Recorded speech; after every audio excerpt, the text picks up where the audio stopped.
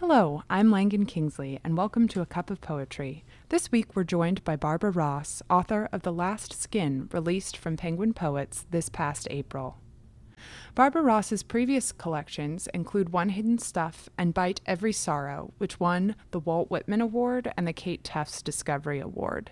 She is a recent recipient of a Guggenheim Fellowship, and her poems have appeared in The New Yorker, The Georgia Review, Tri-Quarterly, Orion, and other magazines. She currently lives in San Antonio, Texas, and directs Trinity University Press. Of her, Gerald Stern wrote, "Barbara Ross is one of those poets who calls the wolf out of the forest. She is both ferocious and tender, exactly what a poet should be. In The Last Skin, she says she wants to be a duck and hide her iridescent head under her wing. But how could a swan so beautiful and wise want to be a duck?" Please enjoy Barbara Ross discussing some of her poems from The Last Skin. My first real poetry workshop was at the Cambridge Women's Center, and it was a group of women coming together, most of them novices like me. It came on the heels for me of being immersed in an independent study of the great German poet Rilke. I was taking courses in poetry as an undergraduate, but poetry reading and studying rather than creative writing. And this fabulous professor of mine, George Nietzsche, suggested that I do an independent study of Rilke's Duino Elegy. And so I spent a semester swimming in that work, which is difficult and mysterious and elevating and spectacularly wonderful. And a lot of the time I was really over my head, but nonetheless I just fell in love with poetry in a very sincere and true way. It was that experience that gave me the courage. I was really shy at the time.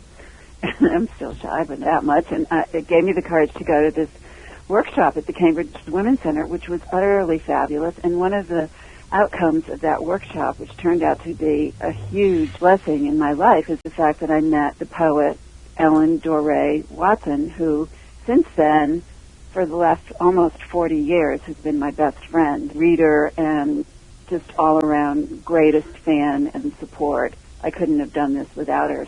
One of the interesting things that Gerald Stern, the poet, has said is the job of the writer is to be 1/4 writer and 3/4 reader. So I think that anyone who is writing has to be constantly reading other poets for knowledge of the world, so that you actually have the material to write about that is outside of your own life. I think that the people who have taught me the most about poetry come from more or less, late 19th century, 20th century, and probably mostly contemporaries. What I love about poetry is its variousness and also how incredibly transformative it is of language. So you have this huge variety of work. On one hand, there's the precision of a poet like Emily Dickinson or the more contemporary Jean Valentine. And then on another hand, you have the expansiveness of poets like C.K. Williams and Steve Orland and Gerald Stern. And then you have the serious humor of Tony Hoagland and Stephen Dobbins, and beautiful everything of a poet like Larry Levis. The uncanny perfection of Bob Hass, whose poetry astounds me. And whenever I read it, I think, how did he do that?